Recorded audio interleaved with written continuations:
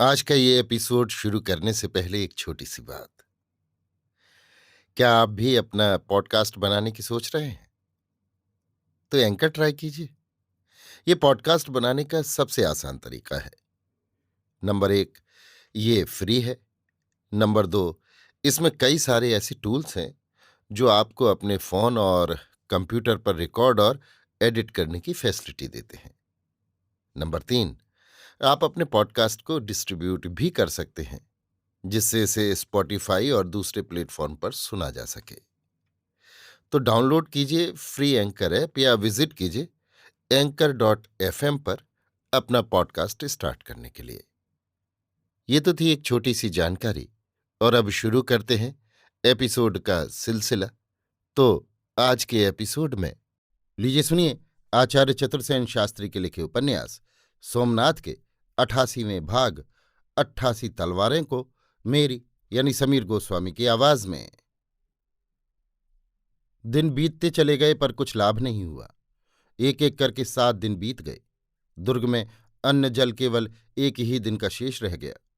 वृद्ध कमालाखाणी ने वीरों को एकत्रित करके कहा, भाइयों, खेद है कि समय ने हमारी सहायता नहीं की।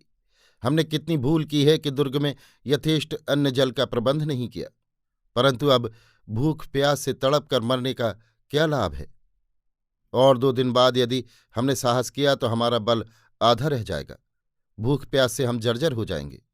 इससे चलो अपने हिस्से का शेष कार्य आज ही अभी पूरा कर दे। शत्रु की सेना पर प्रबल पराक्रम से टूट पड़ें और वीरगति प्राप्त करें। उसने गिनगिना कर कहा, हम 88 वीर हैं, सब स्वस्थ हैं, सबके पास शस्त्र हैं, फिर विलंब काहे का? चलो अपने अपने प्राणों का मूल्य चुकाएं। वीरवर सौरठ के राव धर्मक्षेत्र में तिल तिल कट मरे। अब आज हम भी उनकी राह चलें। वीरों ने दर्प से हुंकार भरी। सभी ने अपना अंतिम भोजन डटकर किया। जो खाद्य सामग्री बची उसे नष्ट कर दिया, जल भी सुखा दिया, कुआं पाट दिया और अपने अपने घोड़ों पर सवार हो दुर्ग द्वार खोल दिया। एक एक वीर बाहर निकला। सबसे आगे वीर कमालाखाणी अपनी सफेद दाढ़ी फहराते चले। उनके पीछे अन्य योद्धा। अमीर ने सोचा, क्या सचमुच वे आत्मसमर्पण कर रहे हैं? उसने सेना को सज्जित होने की आज्ञा दी। घोड़े पर सवार वो सेना के आगे खड़ा हुआ। राजपूत नीरव और निस्तब्ध नीचे आ रहे थे। उनकी तलवारें नीची थीं। अमीर ने एक भी तीर न छोड़ा। दोनों सेनाएं केवल एक तीर के फासले पर आमने सामने खड़ी हो गईं। परंतु एक तरफ 20,000 सज्जित सेना थी और दूसरी ओर केवल 88 नरव्याघ्र। अमीर ने ललकार कर कहा, क्या गुजरात का राजा हमारे ताबे हुआ? उत्तर में वीर कमाल अखाड़ी ने अपनी तलवार छाती से लगाई, घोड़े को जरा आगे बढ़ाया और हवा में फहराती हुई अपनी धवल दाढ़ी की छटा दिखाते हुए कहा, यदि तू ही गजनी का अमीर है तो हमारे पास 88 तलवारें हैं। ले, एक एक गिन। उन्होंने तलवार ऊंची की, घोड़े को एड़ मारी। काठियावाड़ी पानीदार घोड़ा हवा में उछला और सीधा अमीर पर टूट पड़ा। अमीर फुर्ती से बगल में दब गया और कमाल आखाणी की तलवार, जो अमीर के सिर को लक्ष्य कर चुकी थी, उसके घोड़े के मोढ़े पर पड़ी। अमीर अवाक रह गया। वीर धुरंधर कमा और उसके 88 योद्धा इस तरह उस महासैन्य को चीरते चले गए जैसे खरबूजे को चाकू चीरता है। वे सेना के मध्य भाग तक पहुंच गए। चारों ओर मुंह करके वृद्ध कमाल आखाणी को केंद्र में रखकर वे चौमुखी तलवार चला रहे थे। क्षण क्षण पर तेजी से उनकी संख्या कम होती जा रही थी, पर इससे अधिक तेजी से वे अपनी राह निकाल रहे थे। सेना के समुद्र को वे 88 वीर इस प्रकार पार कर रहे थे जैसे मगरमच्छ पानी को चीरता जा रहा हो। शत्रु हैरान थे और अमीर विमूढ़ बना इन वीरों के शौर्य को देख रहा था। अंत में वे शत्रु दल को भेदने में सफल हुए, परंतु 88 में से कुल 2 योद्धा अब जीवित थे। एक उनमें कमाल आखाणी थे। वे रक्त से सराबोर थे। शत्रु सैन्य से बाहर होते ही दूसरा योद्धा घोड़े से गिर पड़ा। कमाल आखाणी ने रास मोड़ी और घोड़े से कूदकर अपने दुर्धुर्ष योद्धा का सिर अपनी जांघों पर रख लिया। योद्धा ने एक बार सूखे होंठों पर जीभ फेरी और आंखें पलट दी। कमाल आखाणी ने वहीं थोड़ी मिट्टी ऊंची कर उसका सिर टेक दिया। वे उठकर खड़े हुए।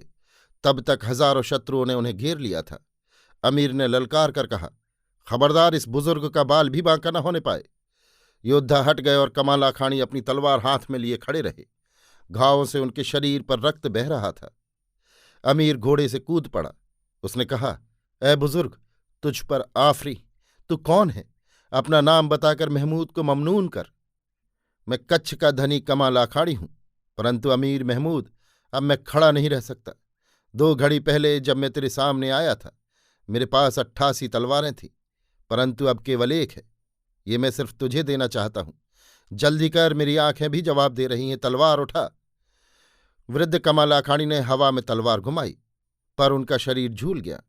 अमीर ने लपक कर उन्हें आंचल में भर लिया। उसकी आंखों में आंसू भर आए। उसने कहा, कच्छ के विजयी महाराज, आपकी इस अकेली तलवार ने दिग्विजय महमूद को जेर किया है। महमूद की क्या ताब कि इसे छुए। वीरवर कमाल आखाड़ी के कान में महमूद के पूरे शब्द नहीं पड़े। अमीर की गोद में उनका सिर ढुलक गया। उनको गोद में लेकर अमीर महमूद वहीं भूमि पर बैठ गया। एक बार वीरवर ने आंखें खोली, होंठ हिले और सदा के लिए निस्पंद हो गए। अमीर ने आंख उठाकर देखा तो उसकी योद्धा चुपचाप खड़े ये तमाशा देख रहे थे। अमीर ने हुक्म दिया, ए बहादुरों, घोड़ों से उतर पड़ो, हथियार जमीन पर रख दो और बहादुरों के बादशाह इस बुजुर्ग की इस तलवार के सामने सिर झुकाओ।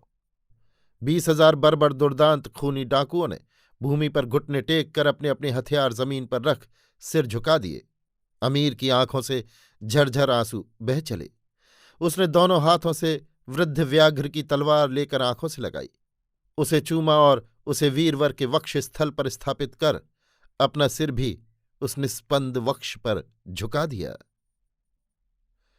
अभी आप सुन रहे थे आचार्य चतुर्सेन शास्त्री के लिखे उपन्यास सोमनाथ के 88वें भाग 88 तलवारें को मेरी यानी समीर गोस्वामी की आवाज में।